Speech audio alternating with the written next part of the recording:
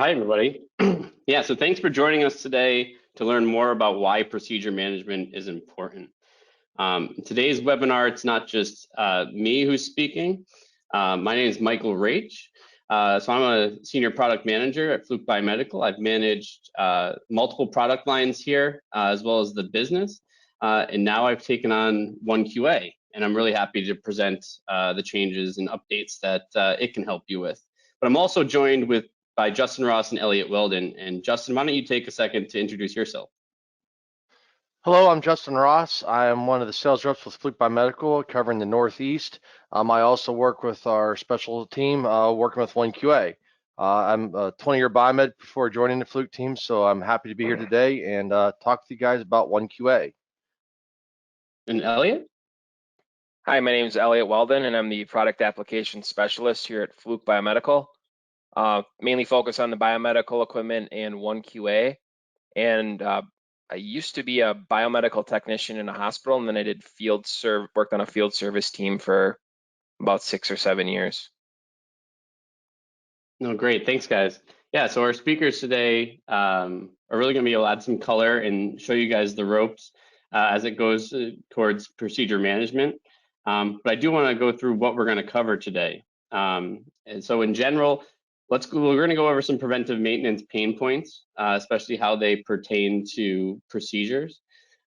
Share with you some procedure management best practices. And that first section should take about 20 minutes or so. And then we're going to cap that off with a procedure creation demonstration, which will be where the rubber meets the road. And Elliot and Justin are going to walk you guys through that. And then we're going to leave some time at the end for Q&A. So keep your questions flowing in the section that Dan pointed to at the beginning, and it would be great to answer some of those towards the end. So to kick it off, we're going to start with preventive maintenance musts. What do you have to do when you're performing preventive maintenance? You have to follow the existing procedures, right? You have to do the testing that's required of you. You have to complete every step that's in that process, recording your results along the way. And normally there is a timeline to this, right? You have to complete a certain percentage in a certain time frame. And then those results need to be present if there is an audit or if your facility wants to perform any type of analysis. And the other thing you guys have to do is manage your test equipment and making sure that it has a valid calibration so you can trust your test results. These are all things that you guys have to manage in your day-to-day, and these come with some pain points. So I wanted to touch on some problems faced by biomedical technicians. And you might connect with some of these frustrations. You might say that I have more work than I have time, or that you're manually executing tests by pushing buttons. And that can be a bit of a burden, especially if the work is repetitive. You have to record every measurement result, right? So you're either doing this on pen and paper, you might be doing this digitally, but keeping track of that result and making sure that it's legible can be an issue. You might run across a PM that you haven't done in a year or more, and you forgot what to do. What do I connect to what again? Might be something you ask yourself. You might have to manage multiple sources of data, be it where your procedures are, where the service manual is, where those reports are hiding. All of this can be frustrating for the technician. And many of these actually lead back to procedures. And I'll point that out to you guys shortly. But it's Mike, not just I actually have one on there. Oh, another one we can put on here is I actually have a customer who recently came to me and actually works in 2 different states. And while they have the same equipment at his one facility, they follow the procedure one way and they have a different variation at the other facility. So one of their issues is trying to remember which facility, with which procedure and all the steps that they want. I have another one that's a physicist group who's doing the same thing where they do testing in multiple states, and certain states require slightly different variances and number of exposures. So can you remember where are you at and what are you actually supposed to be doing for that location today? So sorry. No, those are great additions. I think you're right. Regulations can change from state to state, definitely country to country. So depending on how your facility works, you do have to pay attention to those. So no, great call out. So the technicians have their pain points, but managers also have their pain points. They might be a little bit different, but they essentially trace back to the same things. Managers have to ensure that their metrics and deadlines are hit. They have to make sure that the hospital is compliant and that patient safety is maintained. They can't just make sure that the work is being done, but they have to make sure that the work is being done correctly and completely. They're the ones likely defending against any auditors. And they have this burden of trying to move the organization forward, and can sometimes get bogged down with that first biomed pain point, which was too much work and too little time. So those can all be tied to procedures as well. And I hope that you feel some of those, whether you're a manager or a biomedical technician. But before we get into some best practices, I want to start with our first poll question. And this question is, where do you get your test procedures? There are a lot of different sources out there, but just curious to see where you guys are looking. Are you getting it directly from the OEM service manual? Do you have your own hospital-specific checkout procedure? Are you going to the internet because you might have lost your procedures? Are you getting them from a workflow automation software, or your procedures in your CMMS? Just curious to see how the spread is here. All right, great. The poll has been launched, so go ahead and give you about 20 more seconds to get your answers in. All right, well, getting some interesting results here. Something to consider, Nat, if you're pulling it from your OEM service manual, do you have the most recent OEM service manual? Great point. All right, about 5 more seconds. And we're gonna close that poll and share it. All right, so we have 55% OEM service manual, 27 hospital-specific checkout procedures, and then we have about 18% CMMS.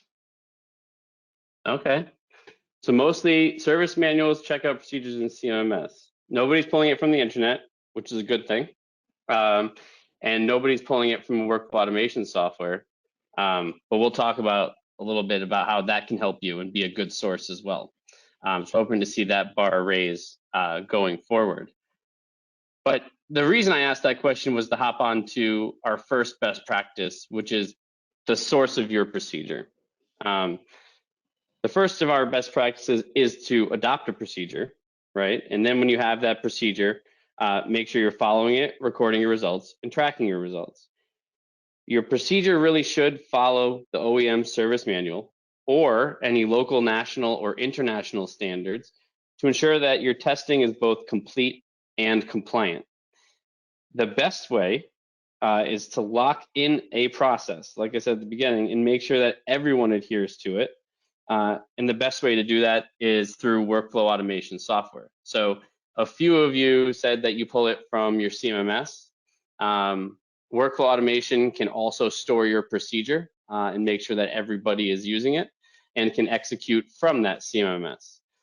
Your procedures, as you build them, can be built from your OEM service manual. You just have to put your steps there. So if you're in that school, that's completely possible as well. And if you have your own checkout procedure, you can customize whatever you'd like in workflow automation software. So whatever your procedure is, if it's in pen and paper, if it's in your CMMS, just make sure you know where it's coming from, where it's stored, and push for everyone to use the same one. Now, once you have that procedure, you have to make sure that everyone's following it. So make sure that all the steps are carried out, the results are all documented, and any trends, if you're tracking those, are tracked. It's really important to have a process, but it's also really important to follow it. And there's two other considerations I'd ask you to think about as well. If your organization is using AEMs or alternative equipment maintenance procedures, who's making sure that that procedure is compliant, right? That it traces back to the service manual or the international standard.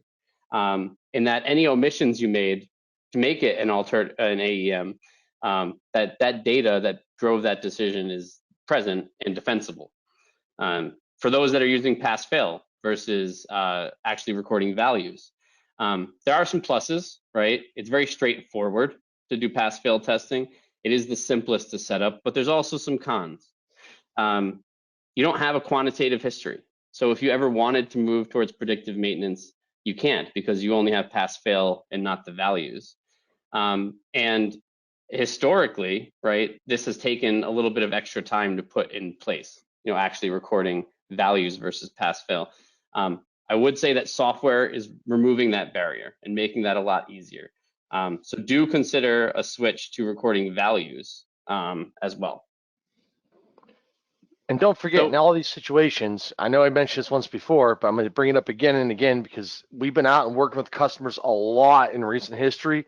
And as we're working with our customers and going through their CMMS systems and through their processes, we're finding that a lot of their procedures are really outdated. And they didn't even realize it. It was something old, somebody adopted over, somebody changed it, or it's just simply been there for so long.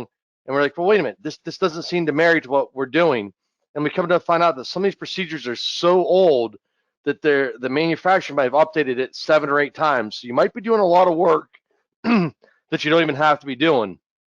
So in this process, make sure at some point in time, you are checking back with that OEM and make sure you have the most up-to-date service manual.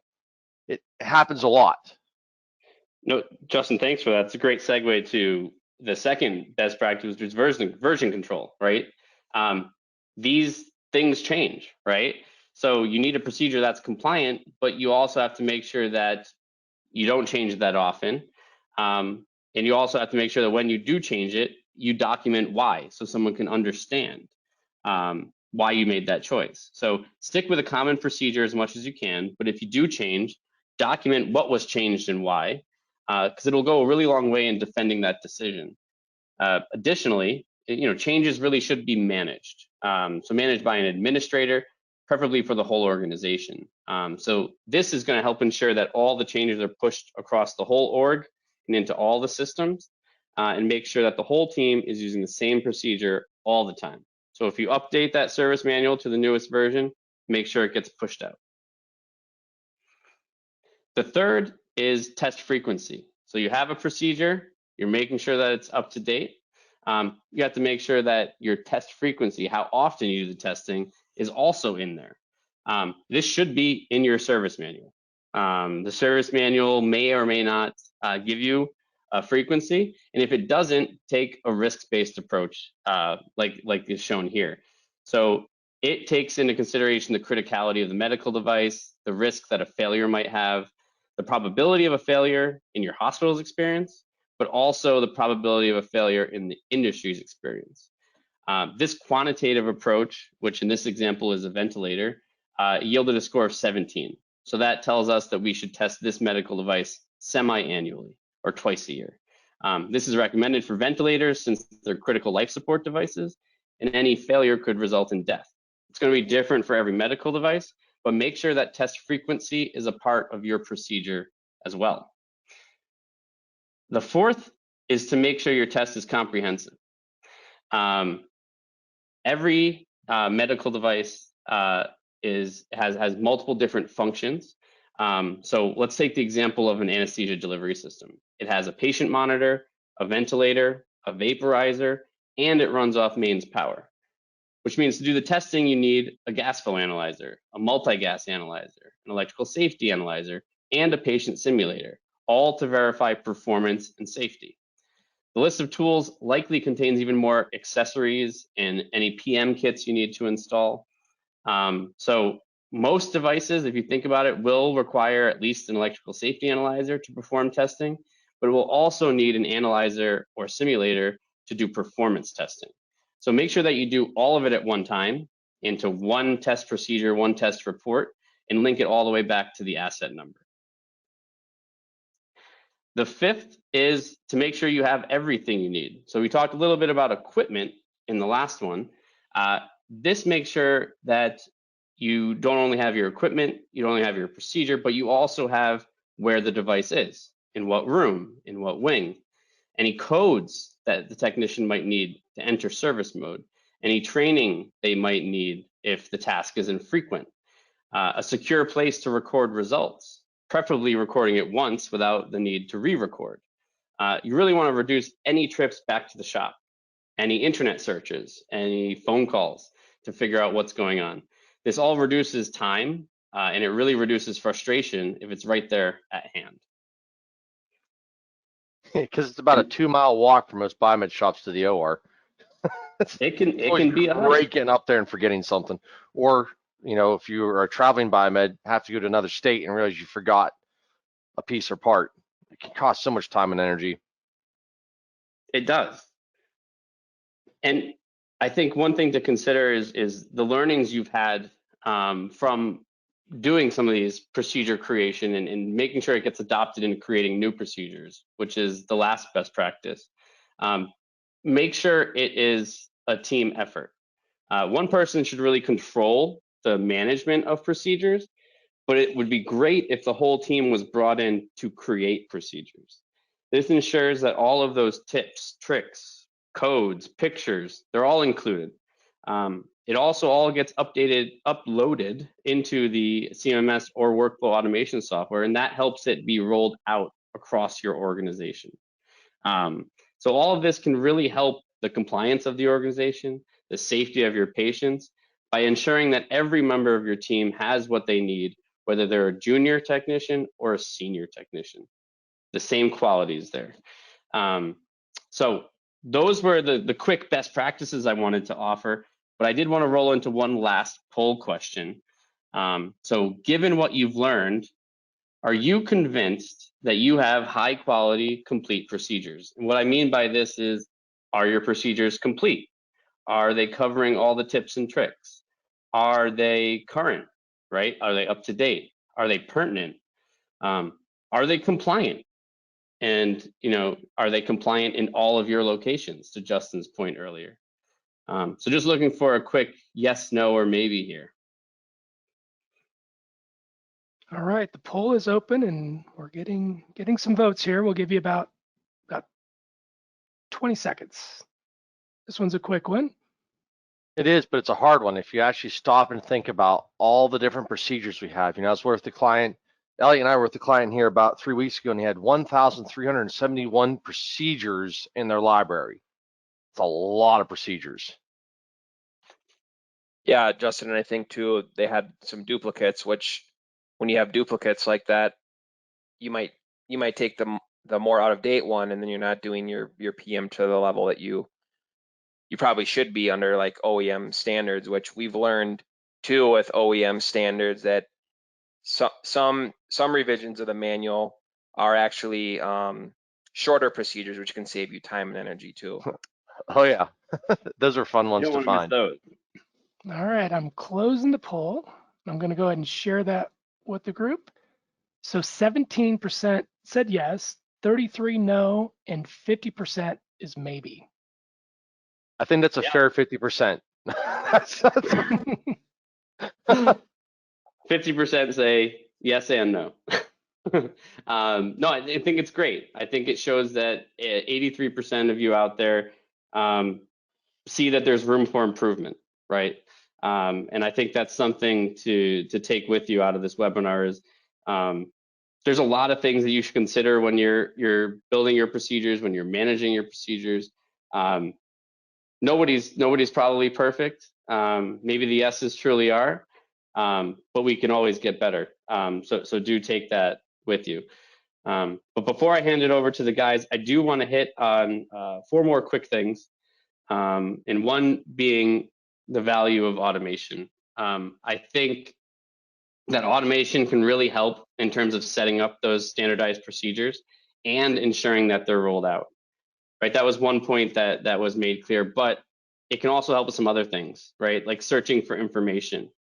It can help you save time and frustration. It can help you actually take your notes and note down your results in one place and create a report from that. So again, it's one location, and it keeps your place if you're ever interrupted by a nurse call, right? And you ask yourself, where was I again? So do think about those additional values. In terms of time, you can be more efficient, right? You have your procedure, you have your tools, you have your manual, you have your training. If you have that all in front of you, It makes sure that you have what you need before you head out to perform the work, and you can save yourself a 2-mile hike back. It also ensures that you're capturing results and generating your reports automatically. This saves you steps, this saves you time, this reduces you any rework. So that's really good. It also improves your quality. So think about that. Using the right procedure, the right tools, the right accessories, the same way across your whole organization can help ensure that the same testing is being done all the time, everywhere. This not only helps with compliance, but ultimately it helps drive patient safety, which is what we're all here to do. And lastly, it helps increase performance. So using workflow automation to handle procedure testing, results, and reporting frees you up to think about the future. Was there something you wanted to do, right? Did you want to take on predictive maintenance? Would you like to test more, move from pass-fail to recording values, since time to test is no longer an issue or a smaller issue?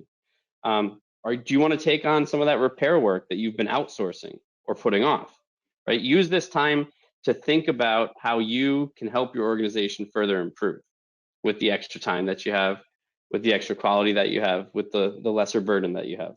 So with that, I'm going to hand that over to Justin and Elliot, and thank you guys.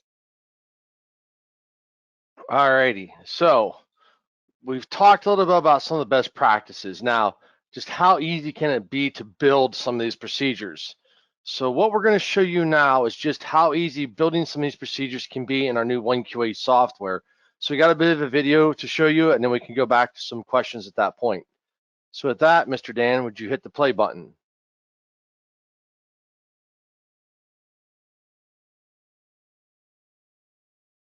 So the first thing we're going to do with OneQA is we're just going to log in with their email and password. There is a Remember Me box that you can click to save your login. Now that we're on the home screen of OneQA, these are our assets, but what we want to do today is we want to build a procedure. So we're going to select the procedure tab in the upper left and click the plus button, which is going to help us add a procedure. First thing we're going to do is enter a procedure name. Today we're going to go with GE-sample. And this is going to be a preventative maintenance procedure. Category type, you can type in whatever it's a free form, so you can type in whatever you'd like, or choose something from the drop-down. Go ahead and throw a picture in here so we know exactly which make and model we're going to work with. The description tab, you can kind of put whatever you want. So we opted to put just a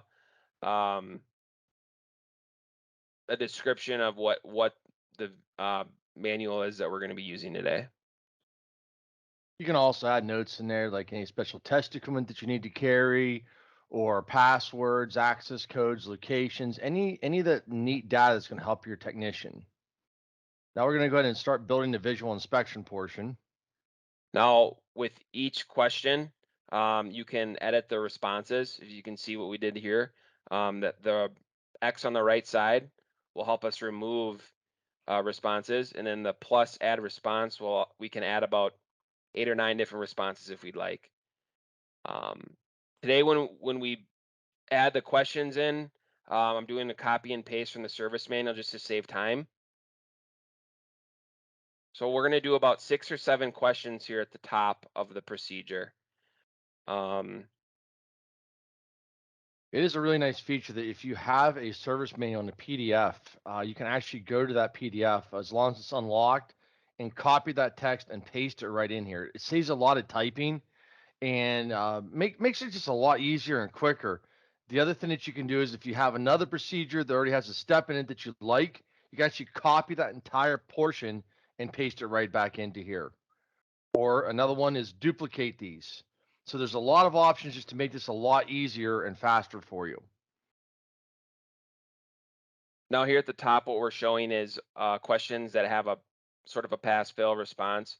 There are a few other different types of questions that you can add into one QA procedure.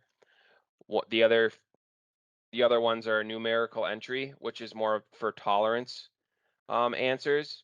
And then you have a text input, which you can just type in the answer Sometimes customers like to add boxes like, please add any additional notes to the procedure,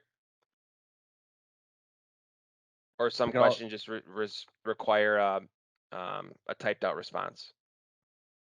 And you can add as many of these steps as you want, or lengthen them or shorten them. It's a really nice thing. So another thing that Ellie and I like to do is if we're building a procedure right out of the service manual, and we're going to build an alternative maintenance procedure, we can go back in, take that original procedure, and just cut out the steps we don't want, and save a lot of this time and hassle. It really does make it so much quicker. Another thing I really like about this in here is as we're adding these, you see how we have all pass and fails. We can also make NAs, and we can change the responses or the order of the responses. It does make it really nice. We can also do things like add pictures and text in here, and we'll show you some of that more of that here in the next section. So Ellie just finished up there with any notes from the top section, and now we're going to move into the non-invasive blood pressure calibration. So for each different section, we like to add a new section that really just lines out what you're going to be doing for that section. Today, right now, we're going to do the NIB calibration, and I'm going to add a picture. This is a picture that we took at our desk that shows exactly how you should, or the tools that you're going to need to complete this step. And actually, I did that right with my laptop. So as Elliot was building it, I took my laptop, flipped my screen, used the camera on it, and snapped that photo right off my desk, saved it to my C drive, and then Elliot just grabbed it and added it in. It's that simple to do.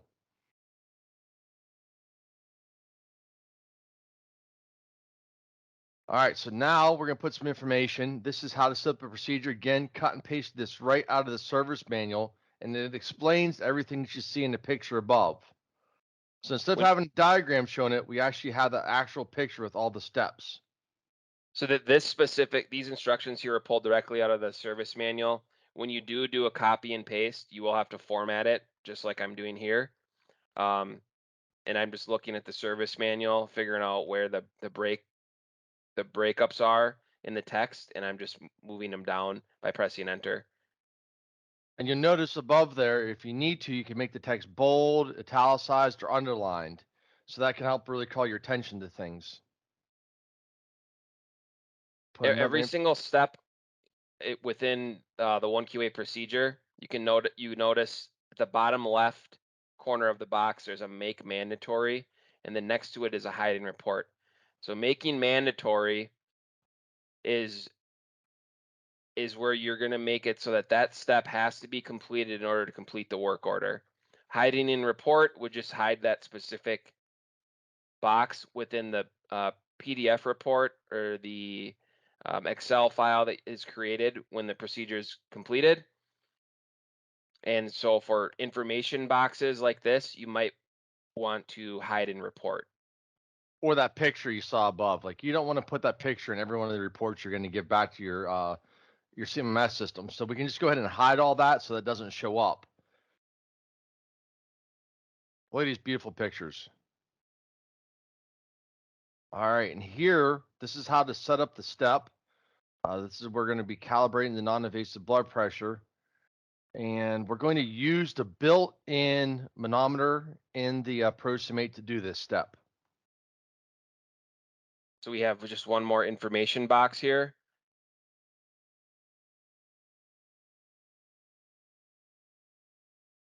And again, most of this information is pulled directly from the service manual.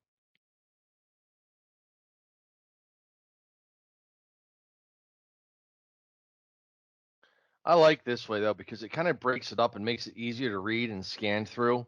When I read manuals, sometimes I have a hard time following each and every one of the steps. I have to sit there and read it real in depth, where here I can break it out and make it much easier, simple to follow instructions.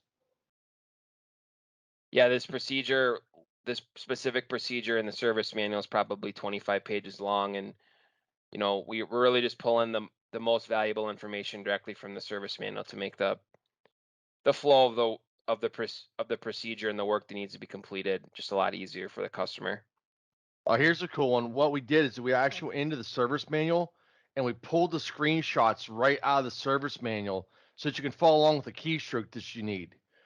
again, like OneQA is not replacing your CMS. What we're doing is we're just taking all that data from your manual and your experience and everything. We're bringing it into one location and making it so much easier for you to follow through your procedures or pass it down to the next technician. So now we have our screenshots in here. Keep adding our additional steps. And something we should probably say is this isn't an exact procedure out of a manual. Obviously, we've modified it a little bit just for demonstration purposes and just show you just how amazing OneQA is. And the nice feature about being able to add pictures is that you're going to have technicians that understand certain products better than other technicians. And being able to take their knowledge and building it into the procedure is just going to save everybody time in the long run. If that technician were to leave the shop or retire, we can take all their knowledge and be able to pass it on to the rest of the team. You know, something we maybe should have showed is that we can actually flip-flop the order of these two. Like past doesn't always have to be the first answer. It could be the second answer. So that's another nice feature here. Is you can change around as you feel needed. Now on the bottom of the OneQA screen, we have a test library. A few seconds ago, I went through and clicked through them all. The icon to the on the left side is where what you click to add a new section. The one to the right of that, the check, that's going to be for the different questions or information that you need to add into the procedure, as well as a signature box if you'd like your technicians to provide a signature at the end of the test. To the right of that, electrical safety. To the right of that is defibrillator testing. Then we have gas flow, And then your patient simulator. patient monitoring, and then X-ray. So again, OneQA it's not just a tool for patient monitor testing or electrical safety. There's all sorts of other modalities that you can use. And right now we're completing an automated test for NIBP testing. And we pulled that from the NIBP section, or sorry, the patient monitor section at the bottom of the screen.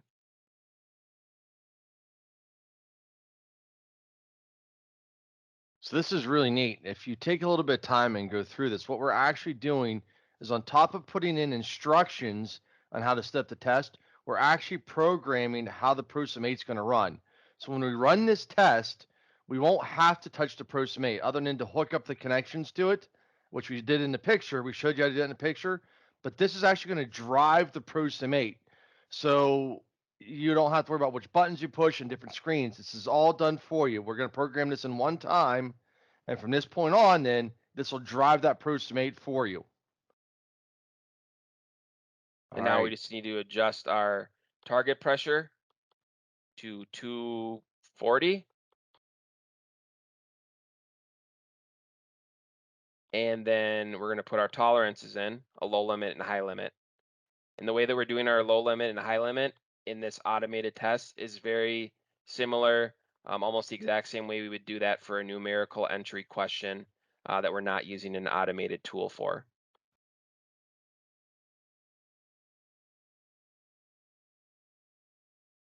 But in this case, this data will actually pull right from the simulator. And this is kind of weird because I know simulators then send out energy and analyzers analyze things. But in the case of the ProSum8 patient simulator actually does have a non-invasive blood pressure or pneumatic analyzer built into it. So we can actually read the pressures that are there and record the results. Just another one of those nice features built into that ProSum8. All right. It's looking really good so far, Elliot. Yep, Built a so lot of steps in a really short period of time. We got pictures in there into the automation. All right, it's looking good. Pretty much exactly as is in the manual up to this point. Now we want to go ahead and build out our vital signs and alarm testing. So I'm going to add some information here at the top.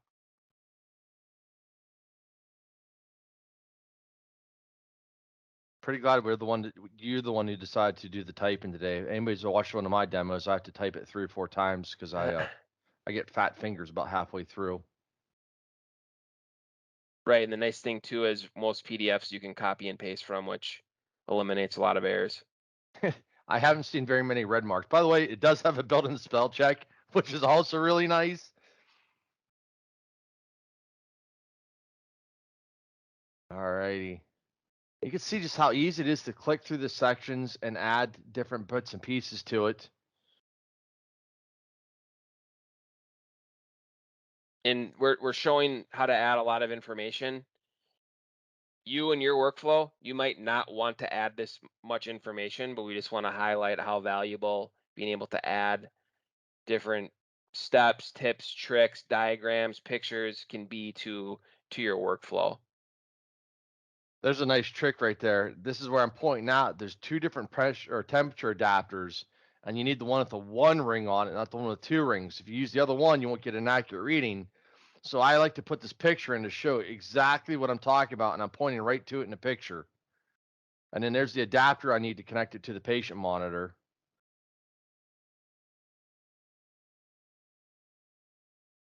Oh, I All right. just made a little error there when I was typing.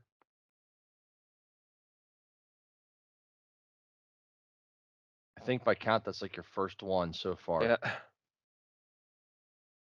And now we're going to select vital signs. And today we're going to build vital signs testing for high alarms. Then we're going to do low alarms, and then we're going to do just a normal vital signs testing too. And what's really nice about this is we're going to be able to simulate 5 parameters at one time.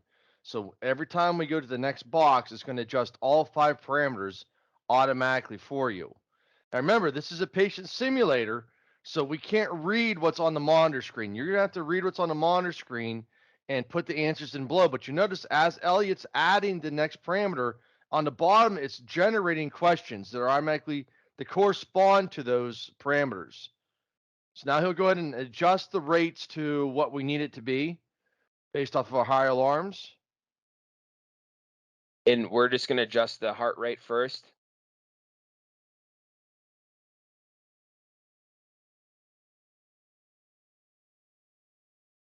Super complex. Just slide that right on over there.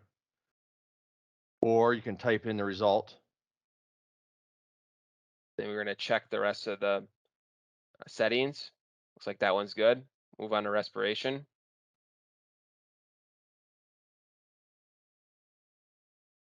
Kind of set it up for the defaulted values are the kind of the most popular values that you'll see in basic preventative maintenance testing. So you most likely won't have to change a lot of the values.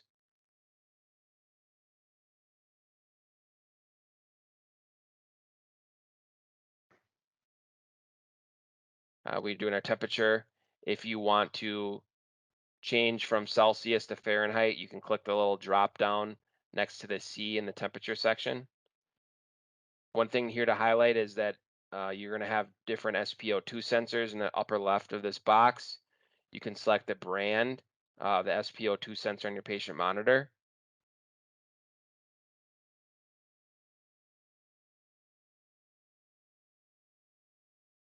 You mean we don't have to do the conversions? It actually does it for us? Yep, it's all built into OneQA. What kind of cheating is that? I also like this that you can add ambient light. I remember testing some of the older finger sensors. You had to watch about having it too close to the windows and getting ambient light. But the fact that we can even simulate that into here is great. And Justin, we can also do Massimo rainbow testing with OneQA and ProSim, correct? Oh, that's a great point. You sure can. You need the Massimo finger probe adapter, but yeah, we can do the SPCO, SP-MET, and SP hemoglobin. So if you have those Zol X series or the Radical 8s, we can do all that testing as well right through this. And I know this might seem like a lot of work on the front end to some people, but it's really not. And the beautiful thing about this is we're building this in here one time, and once this is in here, we can cut and paste, move around, whatever we need to do, or if we like it so much, we just simply lock it and not adjust this procedure again. And now it's there forever and always. So if you're in like a big hospital setting where you might have 5 or 6, 7 hospitals in your group, one person builds this one time. And like I know some of my hospitals have like 1,500 patient monitors.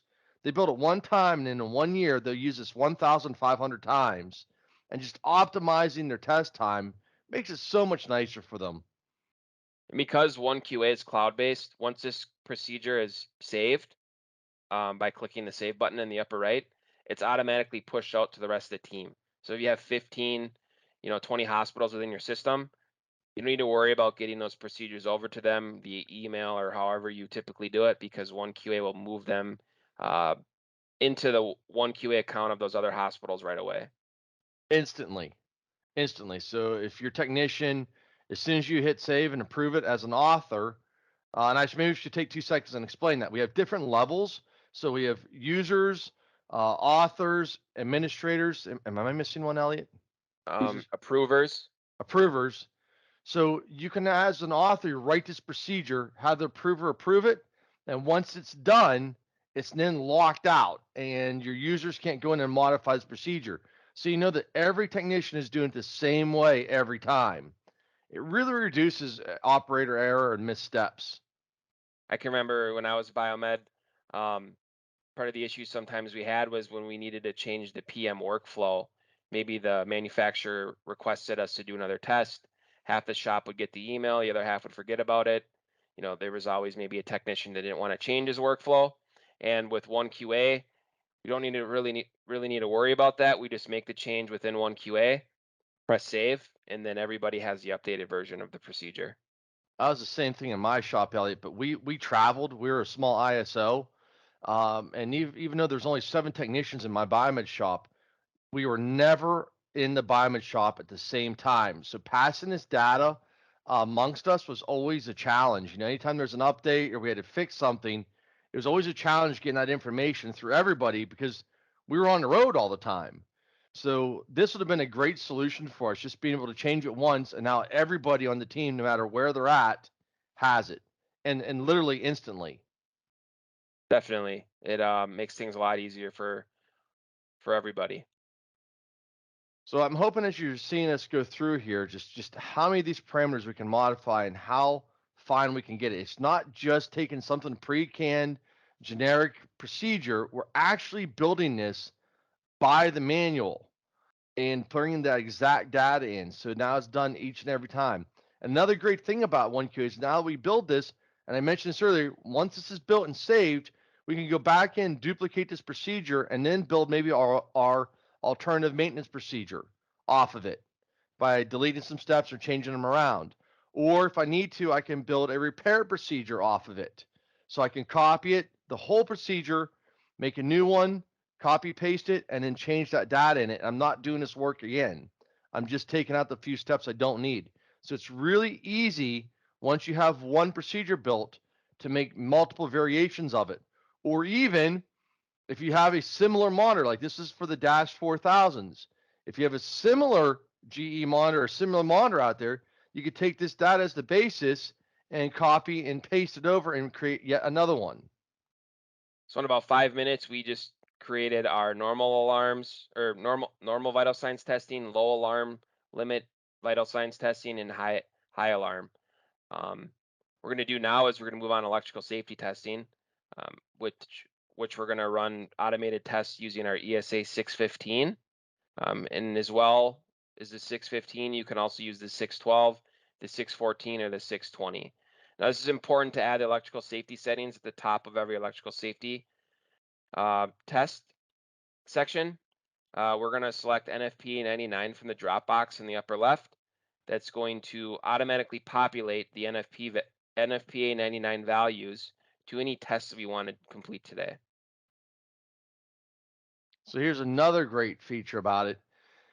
If you are following NFPA 99 in your hospital and you have an incoming inspection, one exception might be that if you're following that incoming inspection and it calls out IEC 62353, you might have to have another version of electrical safety. Because again, incoming inspections and repairs are supposed to follow that OEM service manual. So you can actually build 2 versions of this again, one with the NFPA 99 and one with the 62353 standards in it. So I actually like this. This is great because it shows me how to connect my ECG leads. And there's a really neat way when you're doing with defibrillators that you can connect the entire defibrillator at one time. So if this was a defibrillator, I'd have a picture in there with all the connections at one time. But again, this just makes it so easy and nice to follow. And that the image above this picture of the ESA 615 and the ECG leads is a diagram that you can find directly on the Fluke Biomedical website. And there's all sorts of diagrams within the electrical safety section. So next we're going to do a protective earth resistance or ground resistance. I'm going to change the label on this to the ground pin. And as you can see, the high limit's already populated. And that is the value of the high limit according to NFP and 99 standards for that test. Same thing for touch current here. We have our normal polarity and normal polarity open earth. If you do want to do the other test, just simply click the checkbox to the left of the type of test, and it will allow you, and then OneQA will complete that test also. So next we're going to do applied parts testing. So I'm going to make an applied parts section here.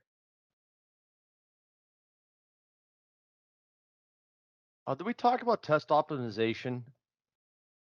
We did not. Hey, we'll talk about that real quick as you're building this in here. There's a button that's called test optimization. It's at the very top. And if you select that, what it does is it bunches similar tests together. So if you have, say, an open neutral, it does all the open neutral testing. If you have your neutral closed, it does all the neutral closed testing. It's really neat when you run it because you'll hear the analyzer, your ESA just clicking away. And then if you're watching the screen as it's doing it, it's bouncing results all over the place. And it's literally because it's grabbing them from all the different results that are similar and adding them all at once. I really like this feature because it actually allows me to do additional testing that I might not have had time for before and capture it. The one big example is I like knowing my line voltage. Just because I've had issues in the past of working in ORs or when the generator kicks on, that line voltage fluctuating, I really like that ability to go in and capture that so I can go back and see what my line voltage was that day. And it doesn't take me any more time. And it's important when you're doing applied parts testing to always include the applied parts setup, which you just saw us do a few seconds ago. We want to set up a default for our applied parts testing for this specific test. And then that is really the only section that the technician can make changes to. So if you have patient monitors with maybe a 3-lead ECG or a 5-lead, they can make changes to that in the applied parts setup before they run the test. Well, that's a nice feature. Keeps you from building a second procedure. And we're going to finish up the last step here. Come on, why do you want to worry about putting on your PM sticker? Always need a PM sticker. I should probably put a step in there for myself saying, did you fill out the sticker? We're going to change the responses to complete and not completed. Pretty sure me not filling out was a fail. All right, man, look at that. You know, that took us, what, 20 minutes, but we built a pretty robust procedure in about 20 minutes. All the sections are nice. You know, something we didn't show in the video, because, you know, obviously when you have so much limited time, is if we put that all in there and we decide, hey, you know what, if I swap steps 5 and 7, or 5 and 15, whatever, I can save 20 minutes just because everything's already out. You can easily grab any one of those steps and drag it down and put it to where you want it and change the order around. And right now we're going to link an asset. I did that by clicking the chain on the right side of this screen, and then I'm linking the asset. And now I'm going to click play. Now this asset is linked to the procedure that we just created, and I can go ahead and run that procedure with all the asset information built into the procedure itself. So here at the top of the screen when it loads, we have our test activity, who's doing the testing at what time. I can type in a work order ID, or if I do have a CMMS integration, that would automatically populate from the CMMS. So then we have our asset information here, as well as our test device information that shows the calibration date, serial number, and firmware of the Fluke analyzers that we're using. And look on the right-hand side, you see all those green lights clicking through? That means each and every one of those steps is done. So at the very end, in order to have the green light at the very end, each and every step has to be done. So it's really hard to miss a step, like impossible. Now we didn't complete the whole test, but we just want to show you what it looks like. So this is what the report will look like when you run the test, and I'm going to export a PDF copy of this test, so we can show you what that looks like.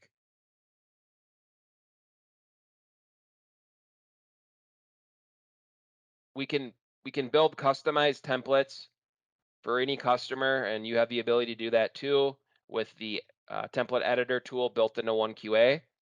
So if you want to have your hospital's logo on the top of the screen, or maybe your favorite football team, we can put that on the PDF. So we've already exported the report, and this is what our report will look like. And these, again, are all customizable. Oh, you notice you don't see the pictures? Very nice. Alrighty, well, thank you very much for joining us as we build a PM procedure. Thank you. Alrighty. All right, thank you, Justin and Elliot. That was a great video and showed really well how easy it is to build a procedure and in OneQA. So It was, go ahead, Justin.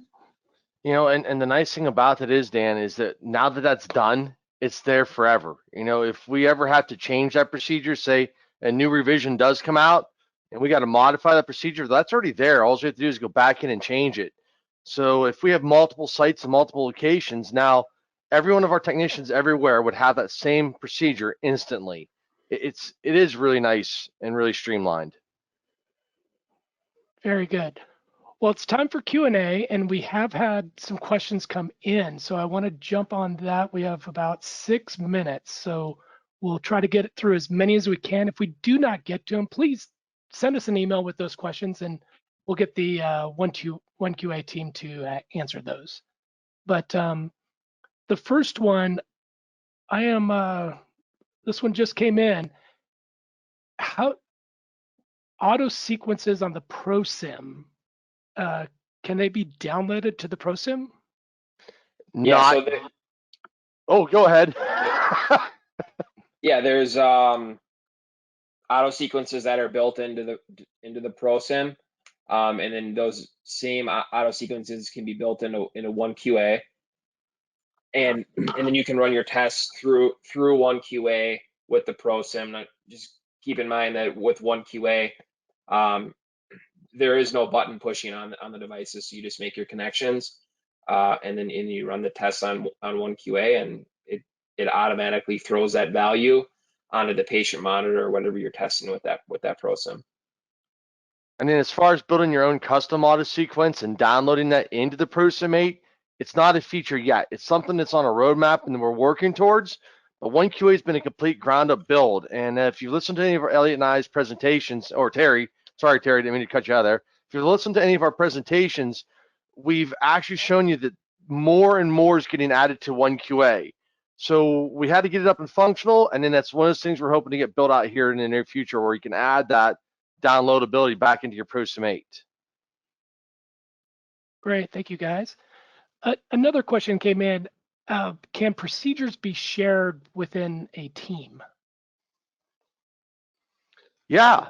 Anybody in your tenant, in your area, in your hospital, in your network, however you structure it, will all share that same procedure library. So if you build it once, we have customers that have 600-700 technicians. You build it one time, all 700 of those technicians can have it instantly. Which also brings up a point. So what do you do with all the old procedures you're not using anymore? We can also archive those and put them in the background so you don't see them. They don't clog up your daily work.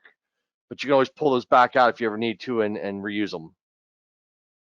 And because it's cloud-based, all you need to have to get that procedure in your tenant is a Wi-Fi connection, and there is an ability to work offline with OneQA if you're working in the hospital in an area where there's no Wi-Fi connection, or if you're a field service tech, you still have the capability of doing all your testing without a Wi-Fi connection with OneQA. And as soon as you get back to Wi-Fi spot, you go ahead and link it up. It syncs back out, and you're good to go.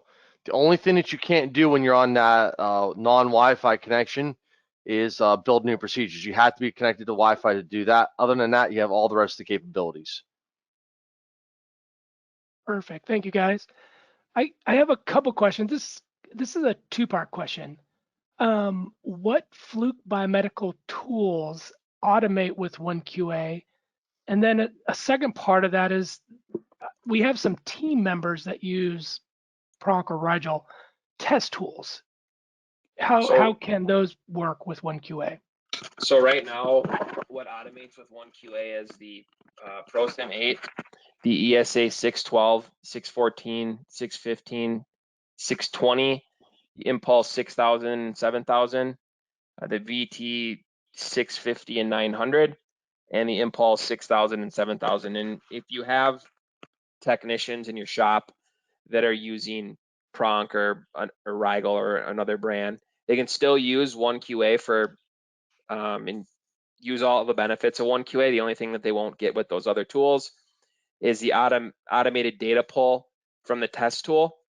Now, if you have other Fluke tools such as the QAES3 or any of our other more recent release tools, they Like are a on the pressure roadmap meter. and they will be added in the near future. You forgot one, Elliot. And the RaySafe X2. Yeah, I always forget that one. Yeah, so I'd think about OneQA as a procedure generator, procedure management tool that also generates results or in reports. You can use that with any tool that's out there. It just so happens that if you use Fluke Biomedical test equipment and the RaySafe X2, you can automate the button pushing, the results capture. So you get an added benefit there. It's kind of like your data hub. It pulls everything together, all the things that you need to do your job. It's not replacing your CMMS. It's kind of like taking your CMMS system, adding a turbocharger or a NOS, and taking it out to the races. It's really going to streamline your procedure, your process, and make your workflow go so much quicker and easier. And the nice thing about OneQA is that report that's created right away. Like when I did testing in the hospital, an electrical safety test, I could probably do it in 6 or 7 minutes. Yes, I'll save time using the ESA 612 or 615 or the other ones with using them with OneQA, but what I'm going to save the most time on is that automatic PDF report that's created. And I spent more time creating my documentation for a basic electrical safety test than I actually did doing the test. So a lot of time can be saved using this product.